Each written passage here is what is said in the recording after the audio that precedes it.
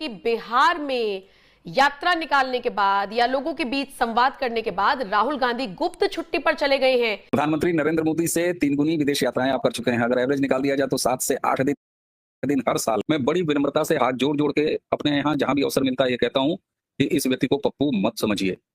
पप्पू कह के आप मीम्स में मजाक उड़ा सकते हो, लेकिन पप्पू मत कहिए। ये बालक बुद्धि नहीं है, ये शातिर व्यक्ति है। ये भारत का नाश करने के लिए उन कामों को अंजाम देने का प्रयास कर रहा है, इसलिए इसे बालक बुद्धि मत कहिए। खबर ये मिल रही है कि जॉर्ज सोरोस का बेटा भी मलेशिया में है। ब्लैक डिप्लोमेसी और ग्रे डिप्लोमेसी खेलने वाले तत्व भी, उनका भी ट्रैफिक उसी एरिया में होता है। बिल्कुल, इसीलिए जॉर्ज सोरोस का लड़का भी मलेशिया की तरफ ही ट्रैक कर रहा है। तो पहला कांग्रेस आईटी सेल की एक नेता, दूसरा यूएस की टीम, तीसरा जाकिर नाइक, चौथा अलेक्जेंडर सोरोस और पांचवा जो सबसे इंपॉर्टेंट है, पहले डिस्कस कर चुके हैं कि भारत के एक अज्ञातवास प्रेमी, रहस्यमयी, चीर युवा, 56 साल के नौजवान, वो भी उसी आइलैंड पे मौजूद है। अब ये संयोग है क्या है ये मुझे नहीं पता, क्योंकि जब तक मेरे पास कोई ठोस सबूत नहीं आएगा या उस तरह की बैठक की तस्वीर नहीं आएगी मैं बोलूंगा नहीं। लेकिन वीडियो आया है उनका, वो हमारे जो चीर युवा नौजवान हैं वो उनका एक वीडियो आया है। अब वो एक होटल के फोटो जो उस तरह के कुछ जा रहे हैं, कहीं कोई आदमी बात कर रहा है, तो ये आप देख ही रहे हैं तस्वीर में। तो ये इतने सारे संयोग इस वक्त वो आइलैंड पे, मलेशिया के एक आइलैंड पे हैं। राहुल गांधी जब अमेरिका गए उसके बाद आकर उन्होंने भारत में जो बयान दिए थे उसके बाद भारत में खूब बवाल मचा। मलेशिया गए हैं राहुल गांधी और मलेशिया के लांकावी में जाकिर नाइक का गढ़ है।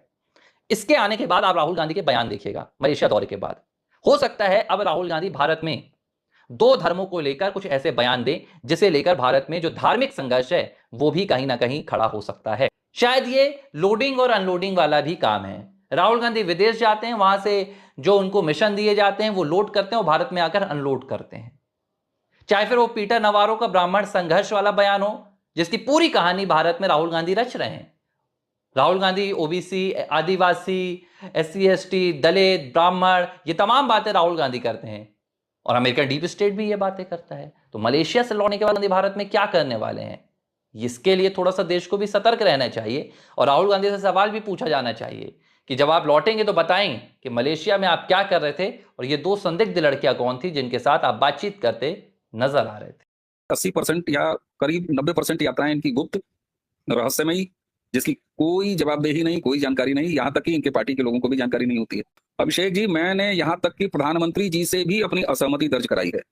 जब 18वीं लोकसभा के इस लोकसभा के पहले भाषण में उन्होंने कहा बालक बुद्धि, मैंने कहा नहीं साहब, ये बालक बुद्धि नहीं है, ये शातिर व्यक्ति है। ये भारत का नाश करने के लिए उन कामों को अंजाम देने का प्रयास कर रहा है, इसलिए इसे बालक बुद्धि मत कहिए। अब आते हैं मलेशिया। इस समय क्यों मलेशिया? इसलिए कि 26 से 28 अक्टूबर को आसियान देशों की आसियान समिट होने जा रही है मलेशिया।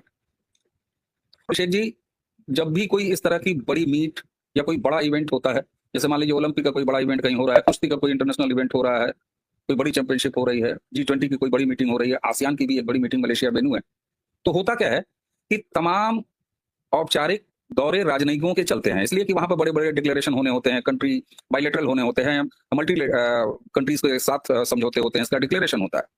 तो राजनयिक अधिकारी, मंत्री या इस तरह के जितने भी लोग होते हैं उनका आना जाना वहां पर आराम से बना रहता है। क्यों? क्योंकि साइड मीटिंग्स होती हैं, प्री मीटिंग्स होती हैं, तमाम तरह की चीजें चलती रहती हैं।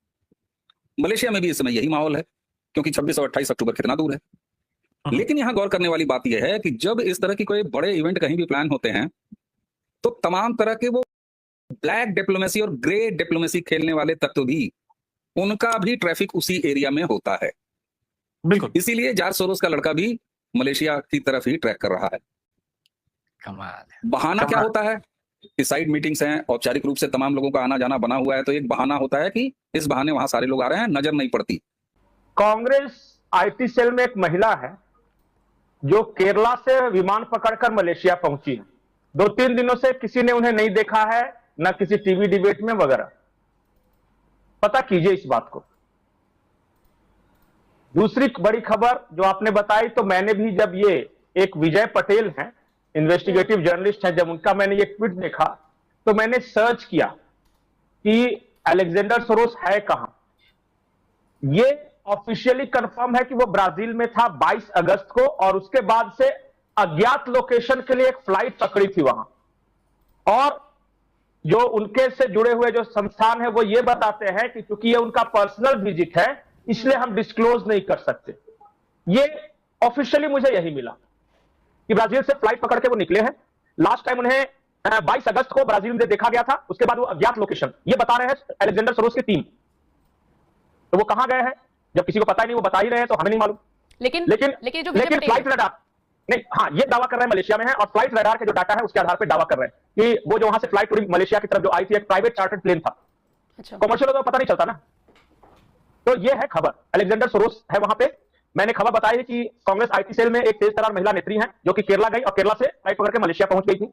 उसके बाद ये होटल देखिए ध्यान से, जो तस्वीर अभी आई ना समुद्र के बीच में, इस होटल में वो आइलैंड का नाम है वहां पे, लॉकवीड आइलैंड इस तरह करके कुछ है वो। बताती हूँ। वो ये होटल उस आइलैंड पे है, लंकावी द्वीप। हाँ लंकावी द्वीप है वो आइलैंड। वहां पे ये जो होटल है वो समंदर के बीचों बीच है और यहाँ पे अमेरिका, हाँ यही वाला इसे यूएस की एक टीम ठहरी हुई है। ये आप जाके किसी जगह से पता कर ले, यहाँ पे एक यूएस की टीम ठहरी हुई है उसी आइलैंड पे।